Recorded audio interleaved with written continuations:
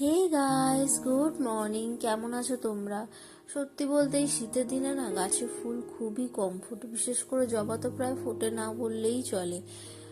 তাই চেষ্টা করি কখনো এই গাছ থেকে কিছু ফুল, কখনো ওই গাছ থেকে কিছু ফুল নিয়ে ঠাকুরকে পুজো দেওয়া। সত্যি বলতে ফুল ছাড়া ঠাকুরকে পুজো দিতেও মনটা ভালো লাগে না, কারণ ঠাকুরকে যতক্ষণ না সাজিয়ে গুছিয়ে পুজো দেবো ততক্ষণ মনটাও ভালো লাগে না। আর সত্যি বলতে সকালে অপেক্ষা থাকে কখন যে এই রোদটা উঠবে, একটু রোদে বসবো। অ্যাকচুয়ালি অনেকের রোদ পছন্দ, অনেকের বলা ভুল, আমারই রোদ পছন্দ নয় খুব একটা, কিন্তু এই শীতের রোদটার ব্যাপারটাই আলাদা, শীতের রোদের মিষ্টত্বর ভাবটাই আলাদা। তো সকালের এই মিষ্টি রোদটা মানে মনে হয় যেন ঘন্টার পর ঘন্টা এখানেই রোদে বসে থাকি, কোনো সমস্যা নেই, কিচ্ছু নেই জীবনে, খুবই ভালো লাগে।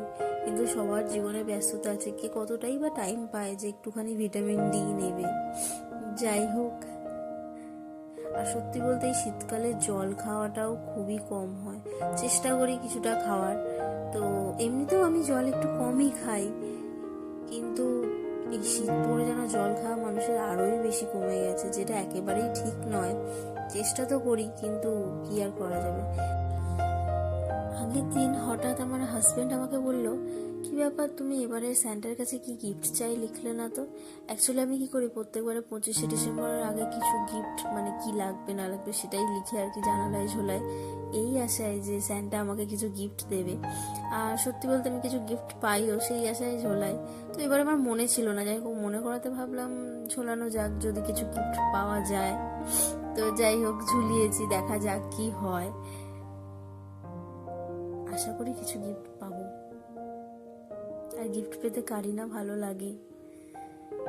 যাই হোক, তো এই আমাদের ফ্যামিলির একটা দুষ্টু মেম্বার, যাকে বেঁধে রাখলে তার একদমই পছন্দ হয় না, সে খুবই রেগে যায়, কিন্তু বাইরের লোক এলেও এত দুষ্টুমি করে যার জন্য ওকে বেঁধে রাখতে হয় কেউ এলে।